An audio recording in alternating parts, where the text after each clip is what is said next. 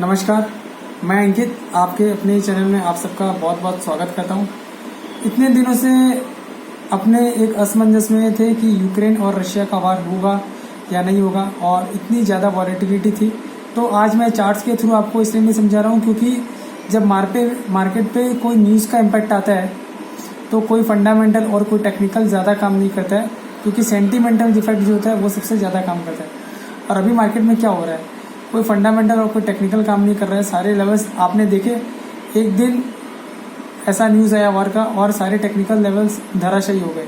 तो मैं ये नहीं बोलता हूँ कि टेक्निकल लेवल्स काम नहीं करते, टेक्निकल लेवल्स 100% काम करते हैं, लेकिन आपको ध्यान रखना पड़ेगा टेक्निकल और फंडामेंटल के सिवाय अलग से एक सेंटिमेंटल न्यूज़ भी होता है। तो सेंटिमेंटल न्यूज़ आज कैसा था आप सबको पता है, वार वाली सिचुएशन थी और फाइनली रशिया ने यूक्रेन पे वार कर दिया, जो कि बिल्कुल भी अच्छी बात नहीं है। ये मैं क्यों बोल रहा हूँ, क्योंकि लड़ाई करके कोई भी देश का फ़ायदा हुआ है या इंसान का फ़ायदा हुआ है, मेरे हिसाब से कभी नहीं हुआ है। दो कंट्रीज़, दो इकोनॉमीज जब लड़ती है तो वो कितना बैक चली जाती है, कितना बड़ा खर्चा होता है, कितने लोगों का नुकसान होता है, तो ये आप समझ सकते हो। तो किसी का फ़ायदा नहीं होता है। लेकिन देखो, रशिया ने अटैक किया है यूक्रेन के ऊपर और आप देखो ग्लोबल मार्केट्स में कितना फॉल था।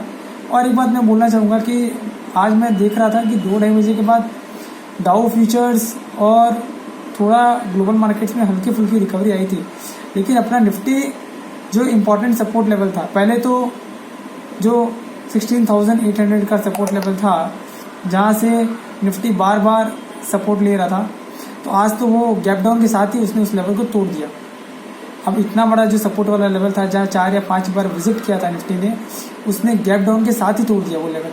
और फिर ऐसा लग रहा था कि एक जो पिछला बॉटम है 16,400 के आसपास जो था, शायद वहाँ पे सपोर्ट ले, बट अनफॉर्चुनेटली आज हुआ क्या, आज फरवरी मंथ की निफ्टी की मंथली एक्सपायरी थी, तो लॉन्ग अनवाइंडिंग का प्रेशर बहुत ज़्यादा था। नहीं तो शायद हो सकता है कि ग्लोबल मार्केट्स में रिकवरी आई, उसके चलते शायद अपना मार्केट भी रुक जाता एक बार, लेकिन वो रुका नहीं। और जो एक्सपायरी का प्रेशर था वो बहुत ज़्यादा था, शायद लॉन्ग अनवाइंडिंग हो रहा था, ऐसा लग रहा था स्क्रीन को देख के।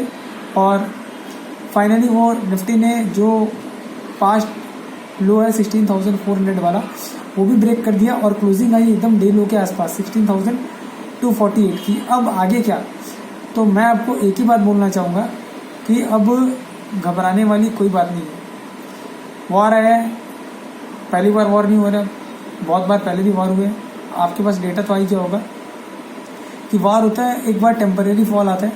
मैं ये नहीं बोलता हूँ कि आप खुद के तुरंत बाई कर लो, लेकिन हाँ, पर ये मैं बोलता हूँ टू बी ऑनेस्ट, बहुत कम लोगों के पास 90%, जैसे मैं खुद हूँ और बहुत सारे लोग हैं जो बहुत ज़्यादा कैश रखते नहीं है, क्योंकि अगर आप ट्रेडिंग कर रहे हो या इन्वेस्टमेंट कर रहे हो तो आप ऑलमोस्ट फुल्ली इन्वेस्टेड रहते हो। अगर बात सही लग रही हो तो एग्री करना, ऑलमोस्ट फुल्ली इन्वेस्टेड रहते हो, लेकिन थोड़ा बहुत कैश अपने रखते हैं ताकि ये ज़रूरत के टाइम, दिक्कत के टाइम अपने क्या अच्छे स्टॉक्स पोर्टफोलियो में बाई कर सके और एक्यूमुलेट कर सके, नीचे और आए तो थोड़ा कैश तो रखना ही चाहिए।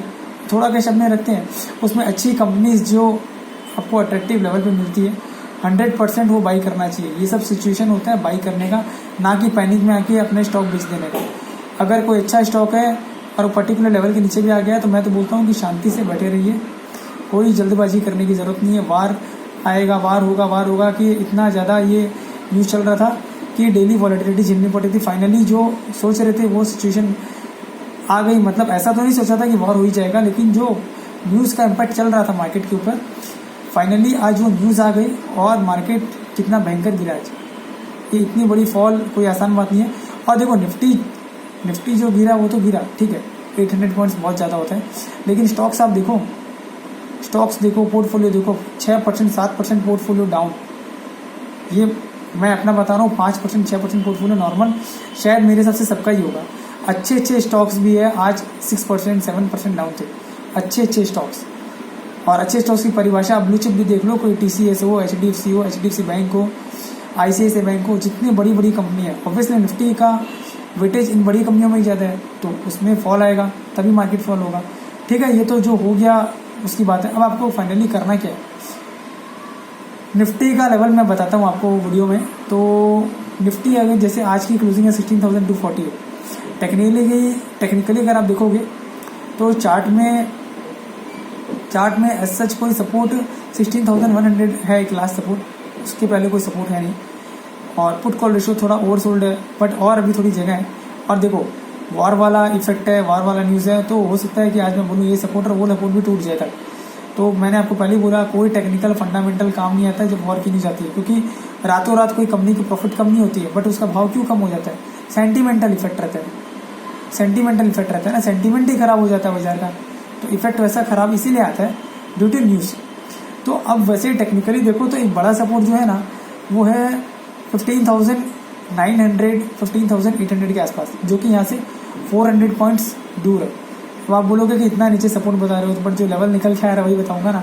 16,100 है एक पास का सपोर्ट, लेकिन वो सपोर्ट पैनिक में सेव करेगा या नहीं करेगा वो पता नहीं। एक अच्छी बात यही है कि जो युद्ध की चांसेस ज़्यादा लग रहा था कि हो सकता है, फाइनली वो न्यूज़ आउट हो गई। तो अब एक अनसर्टेनिटी नहीं रहेगी, अभी युद्ध चलेगा 1 दिन 2 दिन 3 दिन पता नहीं, सैटरडे संडे वीकेंड भी है, कल फ्राइडे है, क्या होगा पता नहीं। बट मेरे हिसाब से फ्राइडे को कल या फिर मंडे को अपने शॉर्ट टर्म बॉटम आउट कर लेंगे, एक बार का बॉटम लग जाएगा और वहाँ से अच्छा बाउंस बैक आना चाहिए। लेकिन कोई जल्दबाजी नहीं करनी खरीदने की, कल और देखो सैटरडे संडे का वीकेंड निकल जाने दो, उसके बाद अगर नीचे आए तो मैं आपको वीडियो बना के बताऊंगा कि आपको निफ्टी या पर्टिकुलर स्टॉक में बाइंग करनी चाहिए।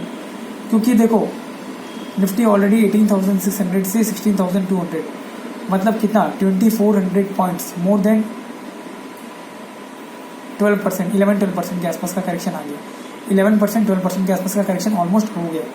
तो बुल मार्केट में ऐसा करेक्शन आता है, और ऑब्वियसली अभी तक अपने बुल मार्केट में है, बेयर मार्केट में नहीं है। एक दिन की मंदी से अपने बेयर मार्केट में नहीं आ सकते। एक चीज़ जो बहुत ख़राब हुई है ना आज के मार्केट में, कोविड के क्रैश के बाद आज तक निफ्टी ने अपना कभी 200 डेज मूविंग एवरेज को टच किया है, लेकिन कभी ब्रेक नहीं किया। आज उसने ब्रेक करके उसके नीचे की एक क्लोजिंग दे दी। अब वो क्लोजिंग में वो जो क्लोजिंग है 200 डेज मूविंग एवरेज के नीचे की, तो अब कल की क्लोजिंग और देखनी पड़ेगी। कल की क्लोजिंग देखने के बाद 2 कंसेक्यूटिव क्लोज होगा, फिर भी अपने को रुकना नहीं है।